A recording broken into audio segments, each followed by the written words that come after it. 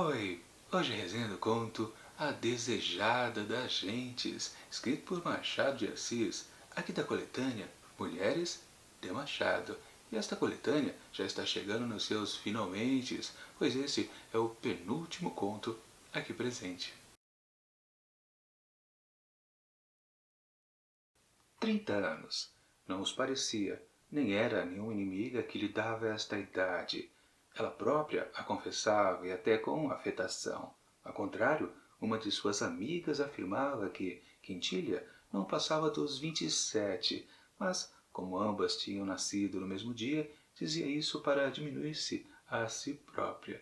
Esse é um trecho ali do começo de A Desejada das Gentes, escrito por Machado de Assis, que conta a história de Quintilha. O nome é difícil de falar. O nome pode não ser muito bonito, mas ela, sim, é mais outra das mulheres machadianas que são maravilhosas, daquelas desejadas por todos os homens. Sim, as divas perfeitas do Machado de Assis. Bom, a questão aqui, temos dois homens que a gente não fica sabendo, aliás, o nome deles durante toda essa narrativa. Eles andam pela rua e dão de cara com um casarão onde, a partir dele, desta visão, um desses dois homens passa a contar para o outro exatamente a história desta mulher. Donde ficamos até sabendo que Quintilha já havia morrido há alguns anos. Pois é, temos aqui uma história então de memória. E vai daí que justamente um desses homens começa a contar exatamente o seu, confessa, né? Seu também interesse por essa moça maravilhosa. Aliás, não tão moça assim, né? Já na casa dos seus 30 e poucos anos. Mas aquela coisa, né? A mulher machadiana típica é linda. Ah, o tempo não consegue agarrar ou destruir a beleza que elas possuem.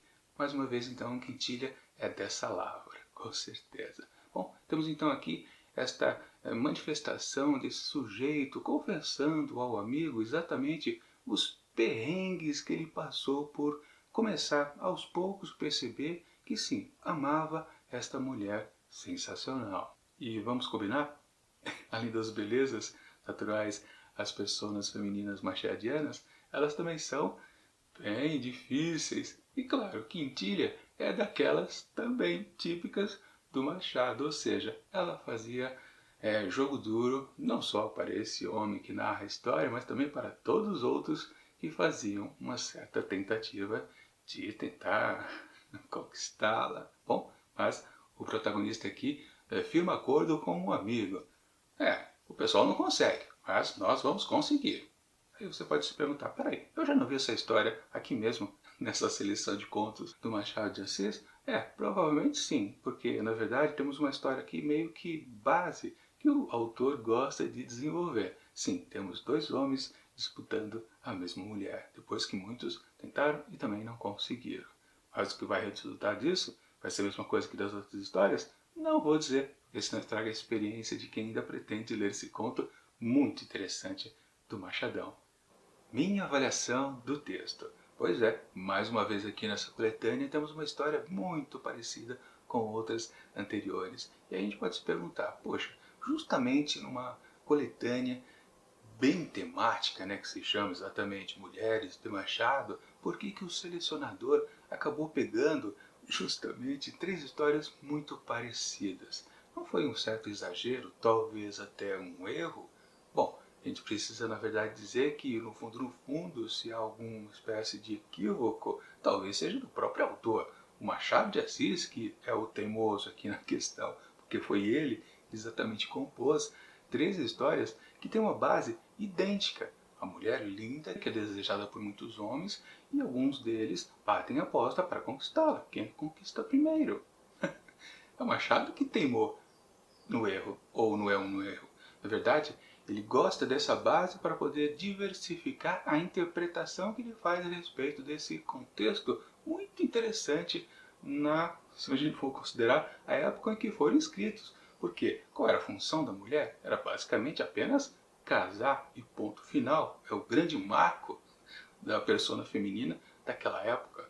Justamente, então Machado quer fazer essa crítica com mulheres que não querem cumprir exatamente o seu papel, que é exatamente constituir um matrimônio com um homem respeitoso. Justamente, né? Mas por que, de cargas d'água, alguma mulher naquela época faria isso? É justamente então que o Machado, por 3 vezes, pelo menos, talvez em outros contos, ele também tenha feito isso.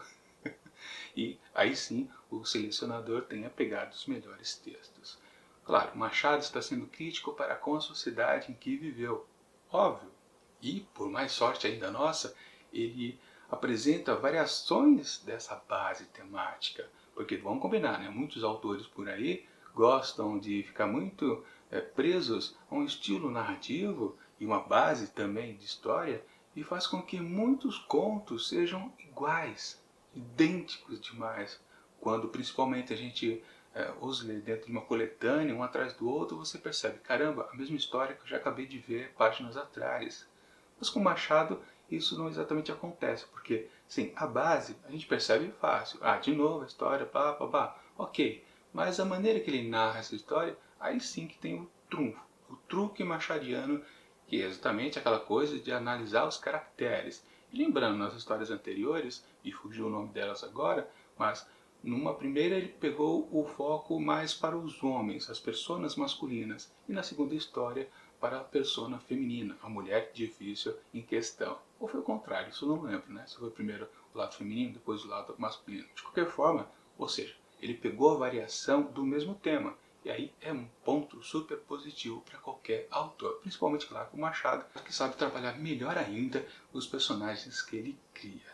Mas, de qualquer forma, se nas histórias anteriores os dois lados já foram trabalhados, o que ele vai fazer então nessa terceira história? Bom, então ele vai variar bastante no ato de narrar. Aí sim que vai estar mais distinto ainda das outras histórias. Temos algumas questões bem diferenciadas. A primeira que a gente percebe logo de cara é justamente que essa história aqui, ela não tem um narrador, pois todo o texto, na verdade, é um diálogo entre esses dois homens que estão andando pela rua, reconhece lá um certo casarão, e um puxa a conversa de falar sobre quintilha. É só isso, o texto inteiro é um diálogo, não tem a figura de um narrador. Agora, dentro desse diálogo entre os dois, temos um rebuscamento, digamos assim, no tom da fala desses dois homens, coisa que a gente não estava acostumado nos textos anteriores. Para falar a verdade, eu não me lembro desse tom mais pomposo do modo de falar, nem nos romances do Machado de Assis. Ok, talvez deva perceber essa coisa mais pesada no falar, justamente porque todo o texto está baseado num diálogo, não tem a figura do narrador para meio que quebrar um pouco de vez em quando e também até fazer um discurso indireto e não ficar então mais maçante esse texto mais pomposo. Talvez seja isso, mas de qualquer forma é uma maneira também diferente do Machado narrar. E você pode ficar pensando, mas por que duas coisas então distintas nessa nova maneira de contar essa história? Talvez uma explicação a gente encontre no desfecho desta narrativa, que é muito diferente também do que a gente está acostumado com as histórias machadianas. Vamos combinar uma coisa, né? Principalmente lá nos romances. O Machado ele tem um certo tom melancólico. As histórias em si, elas não são alegres. Uma ou outra, claro, tem passagens divertidas. Mas dizer que a gente gargalha o tempo todo, claro, tem história que realmente a gente morre de rir com a situação dos personagens. Por exemplo, a história de Dom Casmurro é super divertida, como também lá do Quincas Borba, um pouco também no Memórias Póstumas. Sim, os personagens são divertidos de fato, mas a história em si, o tom geral da narrativa, há um melancolismo muito profundo, principalmente quando a história começa a ganhar caminhos de reviravoltas, quando as mortes começam a acontecer. Existem mortes o tempo todo nas histórias machadianas. Você pode até não encontrar no começo, mas depois de um certo tempo do texto você pensa, quando que vai acontecer uma morte que vai fazer com que as coisas começam a mudar? A gente se acostuma com isso nas narrativas do Machado. Agora, nos contos, eles sempre têm um tom um pouco mais alegre. Não é, claro, uma galhofa, mas é uma coisa que não passa tanto a melancolia que a gente encontra lá nos romances. Mas, aqui nesse texto, a gente descobre um final que é completamente cruel. Pois é, e aí que sim a gente consegue entender um pouco as mudanças que ele fez no modo de narrar, porque justamente eu acho que é uma denúncia no final que Machado meio que se inspirou em um outro escritor, que é exatamente Edgar Allan Poe, um escritor super famoso por histórias de terror e também famoso por escrever muitas personas femininas, as mulheres de Edgar Allan Poe, ou as mulheres etéreas, como alguns gostam de dizer para algumas delas. Pois é, o finalzinho desse conto aqui do Machado é exatamente algo que parece que foi extraído de um texto de Edgar Allan Poe, de tão quase macabro que é esse desfecho. Quer dizer, quase não. É uma pegadinha assim, bem soturna, que você fala, ah, agora entendi porque esse tom pomposo da fala dos personagens, porque era só diálogo, porque o narrador machadiano ele estava completamente diferente aqui neste conto. É isso, uma inspiração de Machado para com os textos de Edgar Allan Poe. Claro, na minha opinião, pode ser que eu esteja viajando maionese, mas eu fiquei com essa sensação sim, quando eu terminei de fazer a leitura desse conto. Machado leu bastante, ou tudo, né, de Edgar Allan Poe. Obviamente, o Edgar Allan Poe faleceu em 1849, se não me engano. Esse texto aqui, a história se passa em 1859, mas acho que ela foi escrita em 1800 e bolinha, ou algo parecido com isso. Deixa eu dar uma olhada aqui rapidamente para não morder a língua, mas acho que é 1885, se eu não me engano. Não, 1886 que foi escrito esse conto, ou publicado, pelo menos. Então, a inspiração com certeza existe e eu acho que eu não estou viajando não. Ela de fato acontece porque realmente os indícios são evidentes, principalmente, claro, o final que confessa tudo pra gente o tempo todo. Né? Só o fato, né, acho que da história já ter, desde o começo, já ser apresentada como uma história de memória que fala sobre uma mulher morta. Bom, um grande indício, realmente. Portanto, sim, uma nova revisitação, um tema super batido dele, ou uma história base, mais uma vez, ele conseguiu se sobressair e apresentar algo diferenciado. Ou seja, a gente pode até ler as três histórias, uma atrás da outra, que não vai haver problema nenhum. Talvez uma ou outra a gente precise colocar ao contrário a leitura, porque tem aquela questão de a gente se pegar ao mistério do porquê a mulher não quer casar e a gente meio que acaba descobrindo antes do texto apresentar para a gente. Mas, tirando isso, não tem problema. Principalmente que esse aqui pode vir em terceiro lugar, ser o terceiro texto a ser lido, que é melhor ainda, porque o que vale aqui realmente é o clima diferenciado de contar essa história. Portanto, para A Desejada das Gentes, ou nome difícil de falar também esse texto, não é só o protagonista que tem nome difícil não, quintilha, né? Não, o título da história também, né? A Desejada das Gentes, escrito por Machado de Assis, eu atribuo 4,5 asteriscos. Um texto quase perfeito. Bom, e fica combinado para a próxima quarta-feira o encerramento aqui da leitura de Mulheres de Machado, com a última pequena história aqui presente. Com certeza algo de bom também vai sair por aqui. E também já fica combinado que no próximo vídeo aqui do Projeto Contos do Meio Dia vamos encerrar também outra coletânea aqui, que é a Carne Crua de Rubem Fonseca.